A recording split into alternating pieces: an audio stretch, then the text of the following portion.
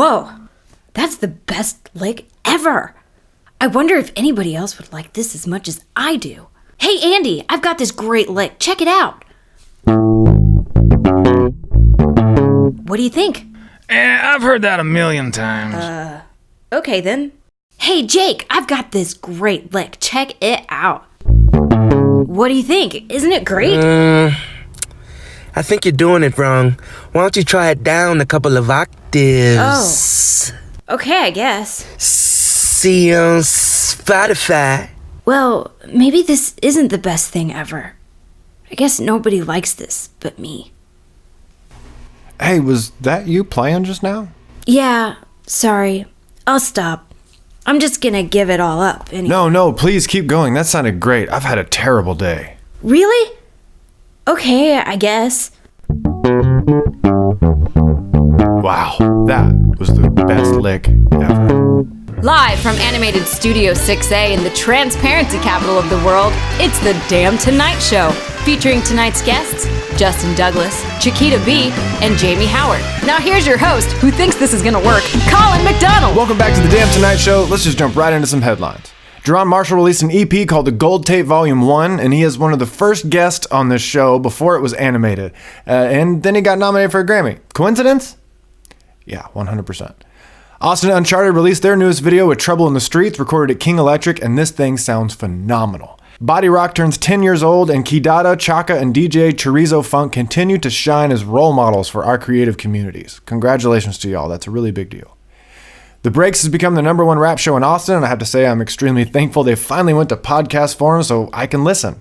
The Rolling Stones are coming to Austin, but don't worry, it's okay. We will eventually be able to get some big name acts soon because we're getting our very own Central Park. Well, it's no secret. Austin's a music city, and now you can expect to see some top artists performing. Waterloo Greenway announced its partnership with C3 Presents and Live Nation for its new amphitheater at Waterloo Park. We've been missing the size of 5,000. And to add to the worry, I've also seen this spun as, don't worry, it's a place for local music too. A C3 spokesperson says they're planning to put on about 35 shows here a year. A diverse, eclectic mix of music from international to national touring acts and our local musicians. Now this thing sits between 12th and 15th on Red River. I wonder how long till we see a push to expand the Red River Cultural District just a little farther north. Now to the main story where we revisit money for music. Last Monday, the working group met and then the Music Commission was held at City Hall. I attended both meetings and here's a summary. Remember, this is the group that will make a recommendation to the Music Commission about how to spend the $3.15 million so that the Music Commission can, in turn, make a recommendation to City Council to actually take action. The work group meeting was largely uneventful, but started off kind of fun for me. I asked if it was cool to film the meeting since City Hall wasn't going to be there to film, and they voted yes, with the caveat of if they told me later I couldn't post it, then I wouldn't. But nobody said it. We'll get to that in a minute. The first hour was spent on that vote, choosing chairs. Catlin Whittington won chair as 10-1. Chris Flores was voted the vice chair at 8-3. And later it was decided to retroactively appoint a secretary to take notes, and Ann Charlotte Patterson volunteered for that role. There was a lot of talk about when and if to involve the community input outside of surveys on Speak Up Austin, which haven't really done that well as far as results in the past. The current one closes at midnight tonight, so be sure to head over and fill it out. The meeting concluded with the group identifying the information they needed to move forward and ways to get that. But the most telling quote made it into the Chronicle on Thursday. From Catlin Whittington, honestly, if the hotels are behind it and we come up with a good plan and put it forward, and it's generally speaking within state law, the Attorney General's office wouldn't get involved at all. Until somebody cries foul. So yeah, that's a thing. We'll just leave that right there for now. And back to the transparency thing. After some back and forth with the city representatives in attendance, it was finally decided in the meeting that since Texas is a single-party consent state, there's nothing they can really do about me filming the meeting and posting it. So the full meeting will be available right after the show, and let me tell you, it's a snooze fest. But anytime somebody says, "Don't look over there," I'm gonna look. And after that, the Music Commission meeting took place, and really nothing of substance happened. I did go up and talk, because you can do that. Really, just show up, sign up, and you can say whatever you want for 3 minutes. And we also have speakers signed up for this item as well. Collin MacDonald. Hello. So, I just wanted to speak Real quick on the hot funds and everything, and I have a really unpopular idea that I think would be awesome if we did, but it'll never work. But here it is anyway. What if we as a music community came together and said, no thanks. Use this money for the other issues in the city that are affecting the quality of life in the city more than musicians. My main point there is I'm a musician. I make all of my income playing music or doing something with music. It's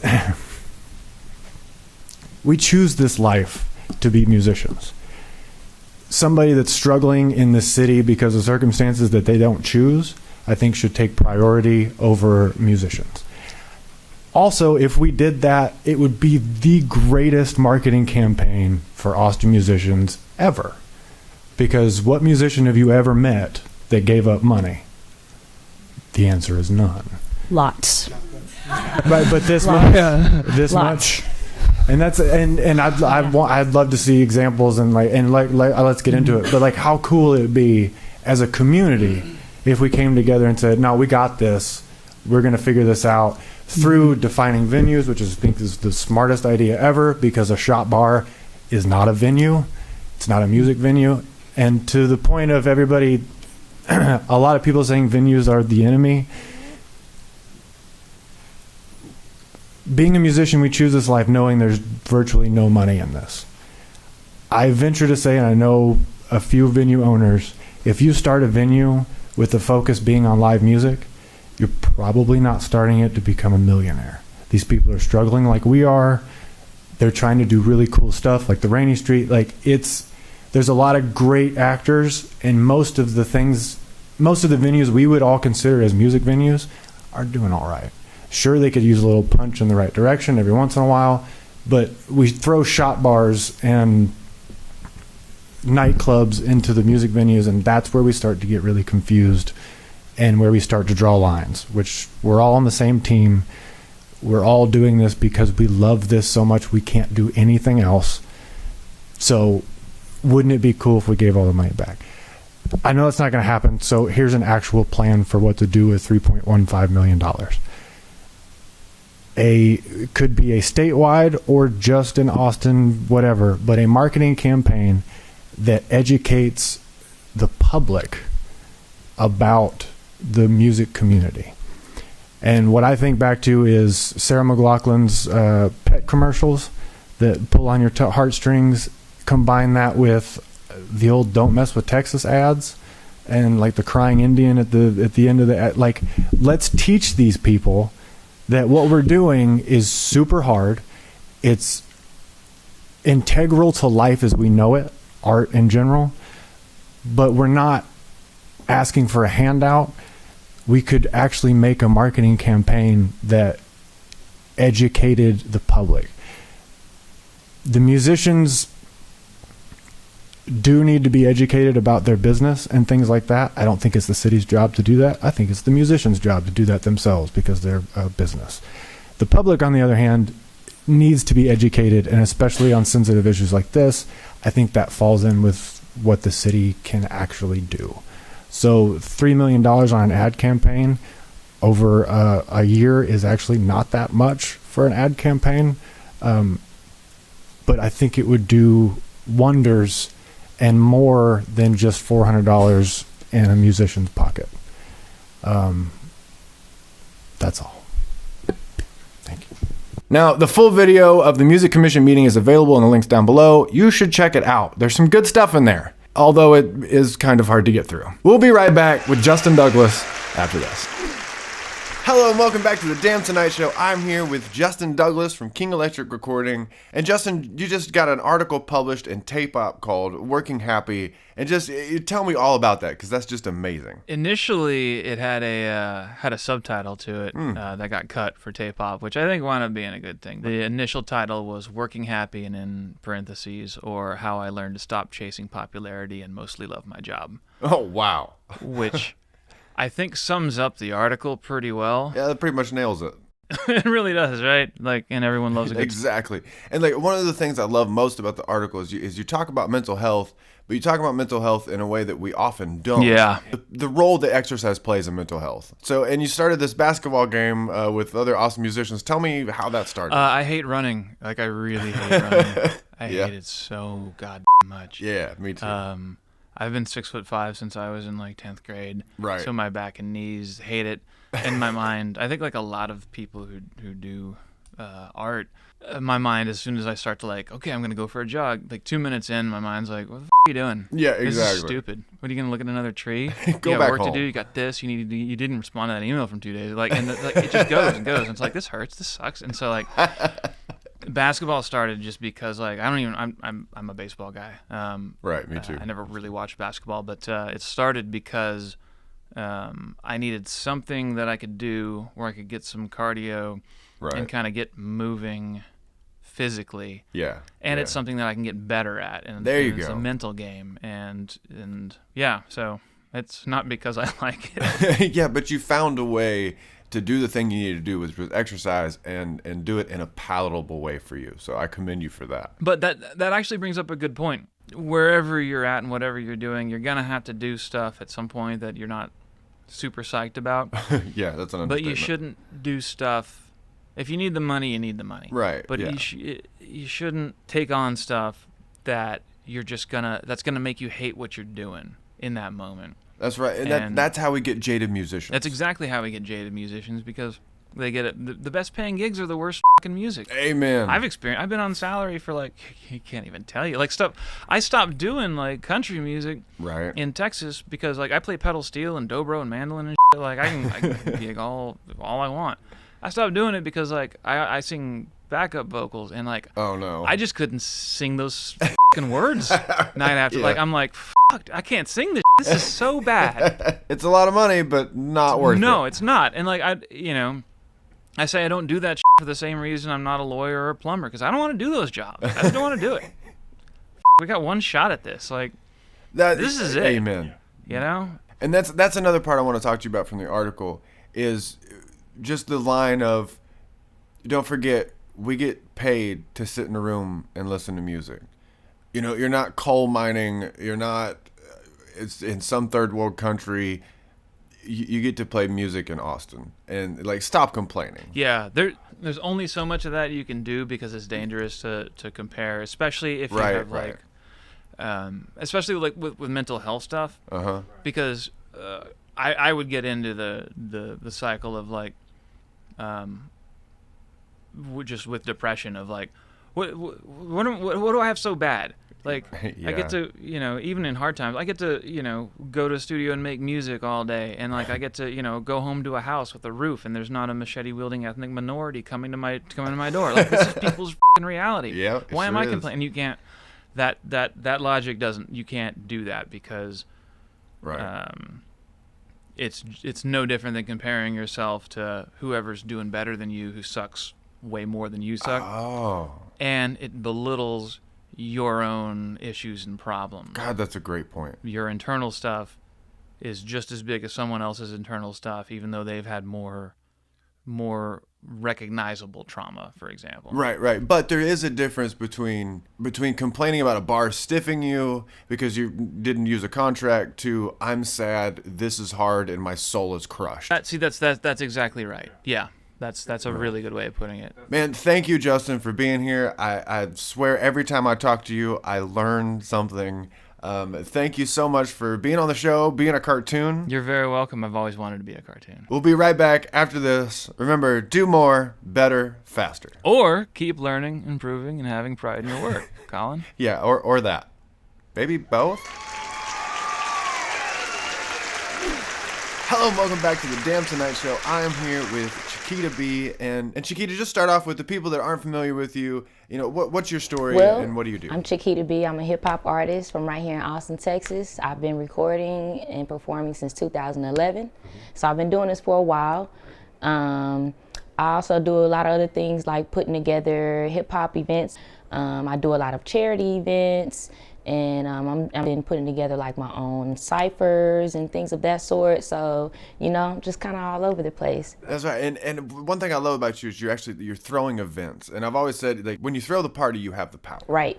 So what really led you to be doing more than just being an artist performing shows, you know, being involved in throwing shows and charity and all the different events you do? What kind of leads that charge for you? To be honest with you, it kind of came down to me wanting to create a show that was built around myself, of course. And then also I wanted to be able to create a platform to put on other artists that I believed in personally. Right. So, you know, I can't always say, hey, put this artist on, put that artist on, unless I have say so. So I figured, you know, why not put together my own events and, you know, help other artists like I've been helped. Nice. So let's talk about 2020. What do you have planned for this year, and what do we have to look out for Chiquita Be in 2020? Well, first things first, right now currently I'm working on an EP. It'll be 5 tracks. It's called Lover's Lane, and I'll be releasing that on Valentine's Day, so that's coming up really quick. And Jay Soulja will also be featured on that as well, and a few other R&B singers from here in town. I won't mention because I don't want to give away the whole thing before I drop it. And then I'm working on another project after that. I don't want to give away the title for that because I haven't announced it yet. Okay. But I'm working with a few producers from LA, and it's going to be a big deal. I plan on pushing that really big, bigger than my other projects. And of course, my own festival, Natural Hair Festival, Kinky Curly Curly Fest. It's very special to me. I put it together in 2017 the first time, and unfortunately, Hurricane Harvey hit on the same day. So of course, everybody was all pooped out and not too many people came. So this year it'll be a totally different story. God forbid another hurricane hits. But yes, I'm so excited because I'm doing it for the culture. And that is what I'm using to bring people together and to celebrate. And it'll be a lot of vendors. It'll be hairstylists doing hair on site. It'll be a lot of live performances. CC Hustle, LaCria, At Carter, Ivy Roots, and Queen Dila. They'll all be performing in Marche as well, and myself included.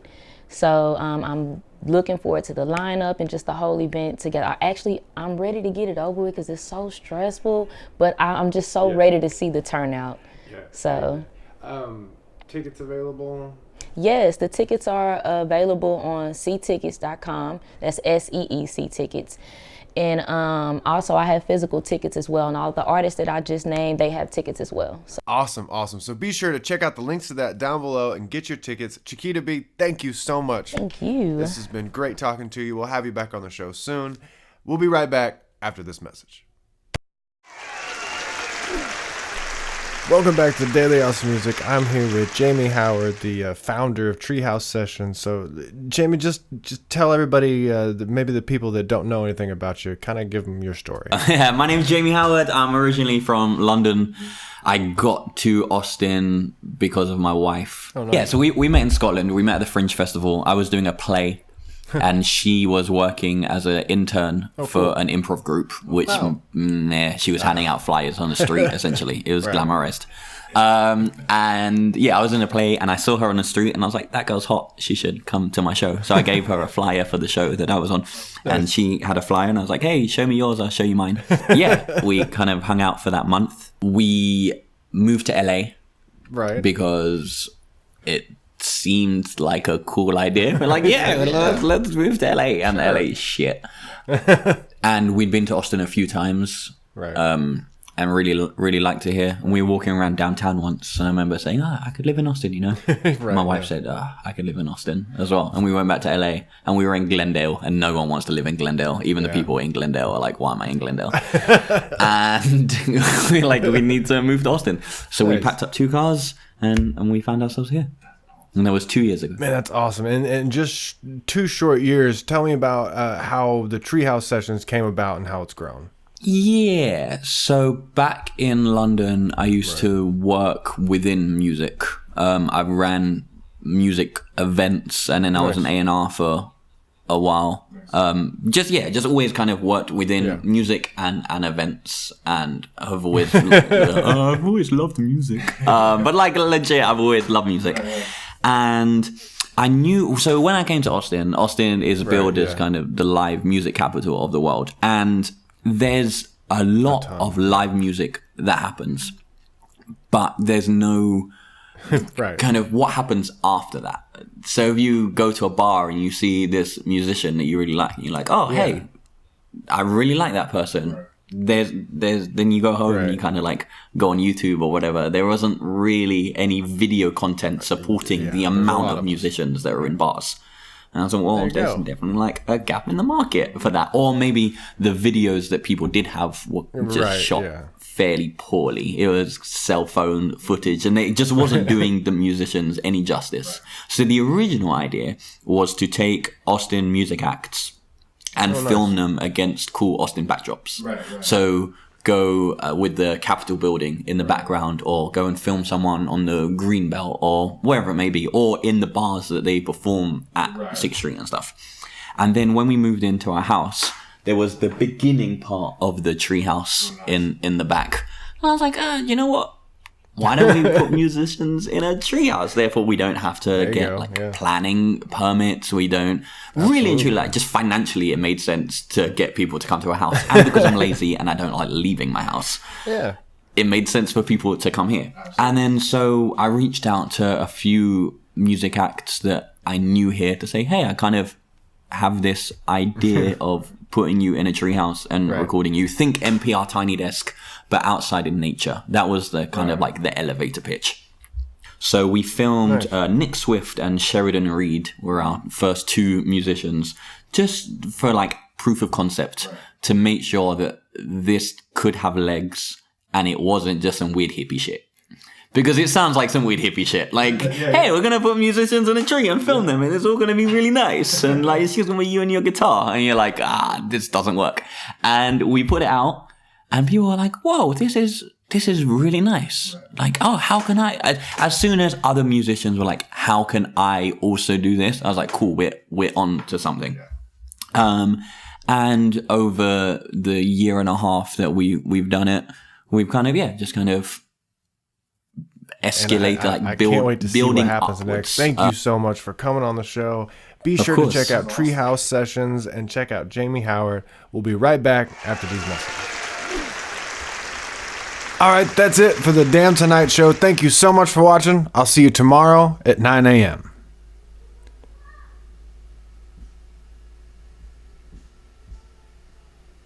What? What are you looking at? What? What? What? What are you talking about? Ugh.